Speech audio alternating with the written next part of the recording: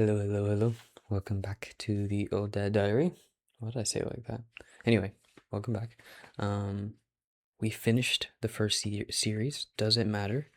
We are going into new series called Eyes Like Fire. It comes from a scripture in Revelations talking about Jesus and basically what John saw at the end of days, and his feet were like bronze. I'll find it. Give me a sec. I think it's in Revelations 1. But yeah, it's funny. That was actually originally what the new name was gonna be. Was gonna be Eyes Like Fire and not Old Dead Diary. But Old Dead Diary. I mean, that was straight God given. But yeah, it's so crazy. So I think it's really interesting. It's still full circle, and we're still using it. But yeah, that was the original name. All right, here we go. Oh, not too far. Here we go. Revelations 1, verse 13. And standing in the middle of the lampstands was someone like the Son of Man. He was wearing a long robe with a gold sash across his chest. His head and his hair were white like wool, as white as snow, and his eyes were like flames of fire. His feet were like polished bronze refined in a furnace, and his voice thundered like mighty oceans. He held 7 stars in his right hand, and a sharp 2-edged sword came from his mouth, and his face was like the sun in all its brilliance. Anyway, the point of this is we're kind of going to put real life stuff under the microscope, under a hard microscope. Kind of have eyes like fire in a sense. We're going to critique whether it's government, it's just maybe it's the dating scene, something a little bit more small picture, or is it just violence, whether it's the economy, whatever it is. We're kind of just going to go over some real world issues right now. However, first we're going to read from Ecclesiastes, and I'm kind of just going to give you a rundown of my thought process every time I read scripture. Okay. I have no idea what the title of this episode is going to be, but we'll see. Ecclesiastes 5, here we go. So as you enter the house of God, keep your ears open and your mouth shut. It is evil to make mindless offerings. I think I also feel, okay, obviously I feel like it's talk about church. Obviously the one that wrote this was Solomon, I believe, Ecclesiastes, and I think he rebuilt the temple. He rebuilt the temple of God. But let's say we bring this to modern terms when it comes to church. I think it's almost a way of kind of saying less is more. Like you don't have to do as much as you think you need to do. I think it's even also saying it's better that you don't do too much. Like maybe just let it be a place to receive than to give, giving that'll come, but I think obviously the best givers have received. Let's keep reading. Don't make rash promises, and don't be hasty in bringing matters before God. After all, God is in heaven, and you are here on earth, so let your words be few. Again, I feel it's one of those things. I think you go into a new environment, and maybe you ever did that thing that was like, God, if you free me from this, or if you heal my family from this, I will pursue you, and you will have my entire life.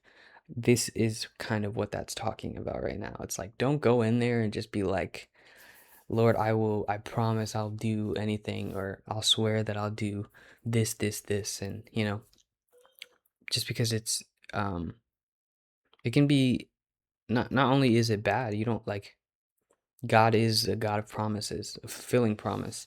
So the point is, it's important to him. Those are important. So if you're gonna say you're gonna do it, then do it. There's even a scripture that says, "Let your yes be yes and your no be no." Yeah. So, and I think that's in every situation. Don't rush into a place, whether it's a new job or a new school for some of you, college or whatever. Don't rush into a place thinking so hard of like, I can jump into this program and this program, and people can use me here and here. And sometimes it's like, what can it do for you? Sometimes just relax. But when you go into God's presence also, um, just chill. Stop talking stop exercising and stop flexing your works of what you can do for God, you know? Yeah, let's keep going. Too much activity gives you restless dreams. Too many words makes you a fool.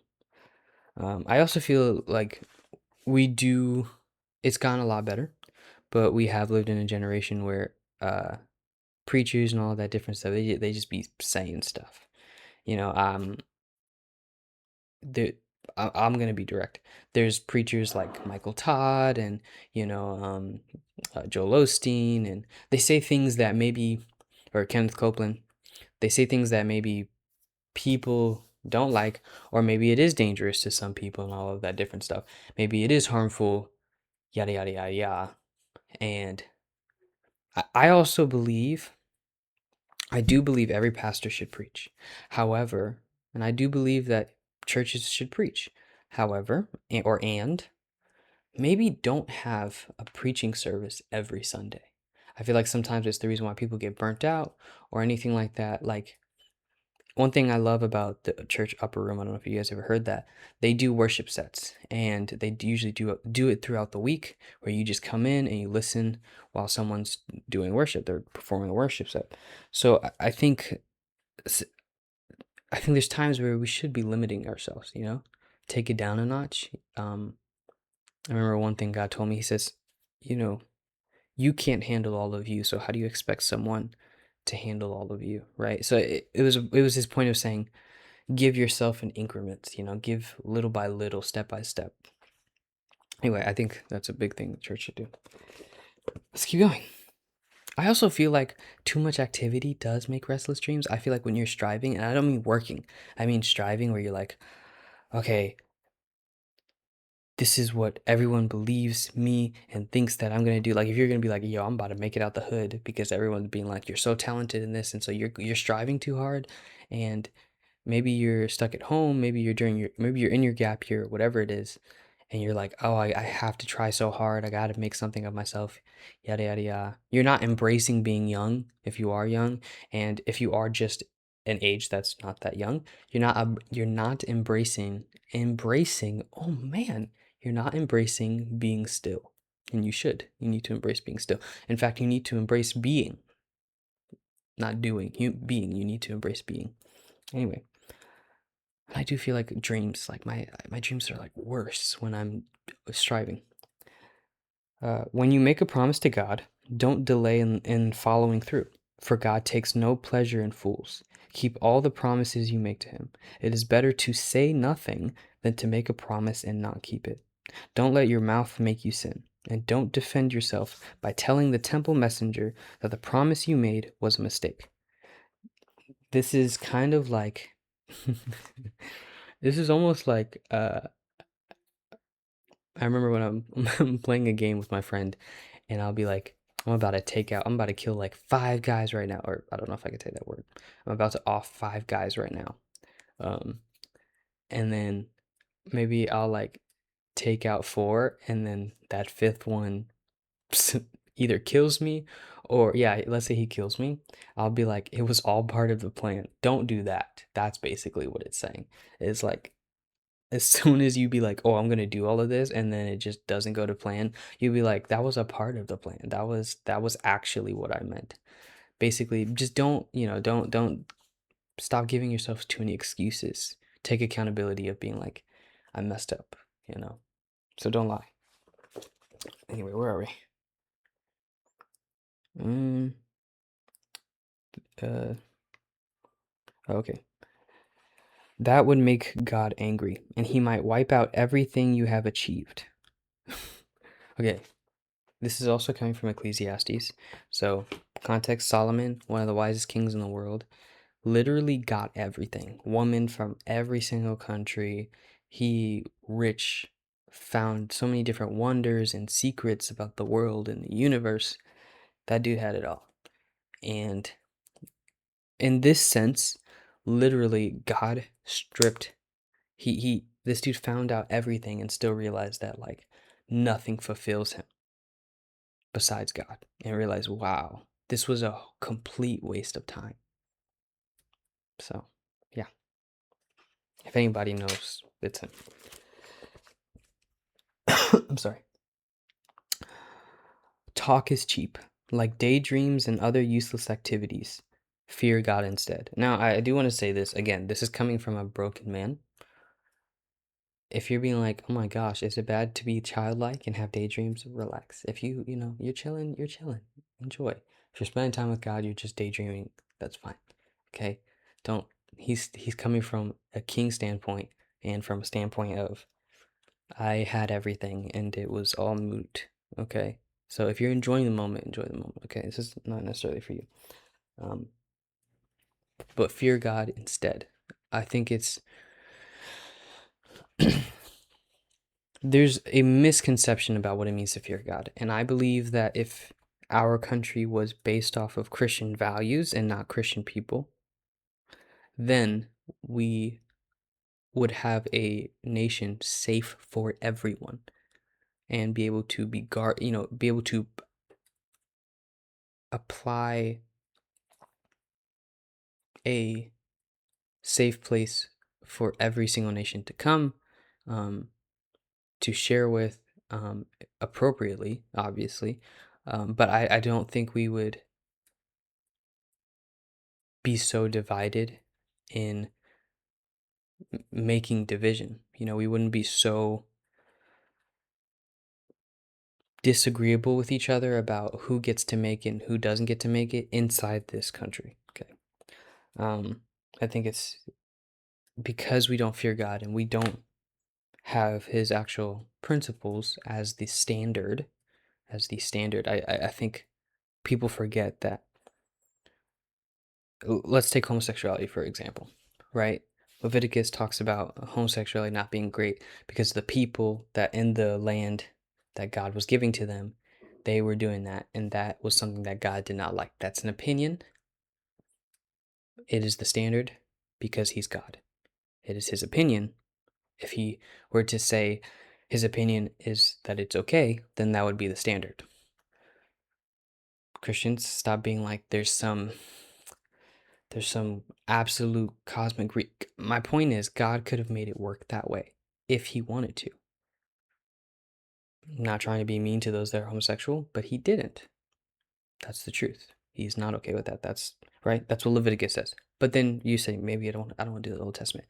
There's scriptures in Romans and First Corinthians, both also not affirming homosexuality relationship. And it, specifically, it doesn't actually give the word homosexuality. It instead describes the exact act. Woman sleeping with woman, man sleeping with man. So that there's clarity. It's you can't say, oh, they thought homosexuality was something else. This is literally word for word. Paul, you can go back to the original manuscripts for Romans and stuff like that. That is the truth. Again, this is God's opinion. So before you go persecute people and all this different stuff, and hear me, homosexuality is just as much of a sin as getting divorced for no reason than other than for it, getting divorced for anything other than cheating or abuse. Period. That there is literally that is they're the same level. They're the same exact level. Now, I do want to say I do believe that there are sins that are worse than others, but I do not believe that any of the sins, if you committed them, makes you go any less to hell. They all make you go to hell, but I do think certain sins are worse, like pedophilia. I think that is maybe honestly, I don't even know if I can say that's not worse than murder.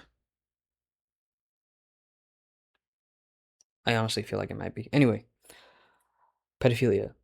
Anyway. I do believe that is much higher than homosexuality, and we have a complete legislative and all of this different stuff, complete our government leaders that do that. Let's stop endorsing them. They're not, they're worse than the homosexuals you persecute. I mean, you're on your third marriage for no reason. Okay? All right. Let's keep going. The futility of wealth. Don't be surprised if you see a poor person being oppressed by the powerful, and if justice is miscarried throughout the land. For every official is under orders from higher up, and matters of justice get lost in red tape and bureaucracy. This is, again, another example of literally, hey, as someone that is king, that has king friends, all of this different stuff, they are 100% bad people. Like, what pride, ego, and hurting others, putting people in an harmful environment to benefit yourself, kind of seeps in when you get power and money and all that different stuff. So don't be surprised.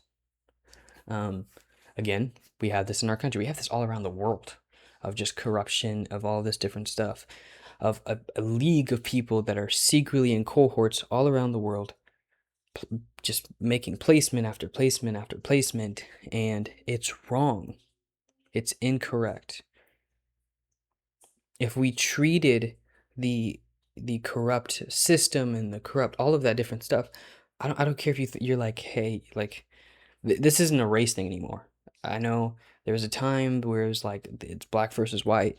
It's not. It's up versus down. It's those that have money and have power versus everyone else. They showed that with the ICE killing. They will kill white people that were born in America. So I think this is not to take away from black people's struggles. That's what I'm saying. I'm saying if you're a white person and you're complaining about, oh, it's not that bad. The America's not that bad. All of this, or you're basically saying like, black people have the same opportunities as me. You're about to lose your opportunities that they didn't have in the first place. You're gonna all of this different stuff. You're about to, they're slowly just taking it away from you, and they've been basically just kind of like leaning you into that feeling. Anyway, let me hurry this up. All right. So don't be surprised that the powerful are coming down on the poor. Even the king milks the land for his own profit. Those who love money will never have enough. How meaningless to think that wealth brings true happiness. The more you have, the more people come to help you spend it. I love that. So good. So true. But I love that. So good. So what good is wealth, except perhaps to watch it slip through your fingers? People who work hard sleep well, whether they eat little or much, but the rich seldom get a good night's sleep. What does that word mean? Sorry. We're gonna look this up real quick.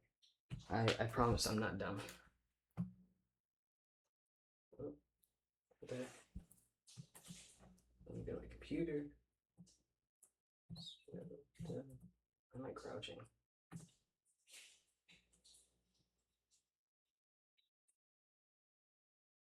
Not common.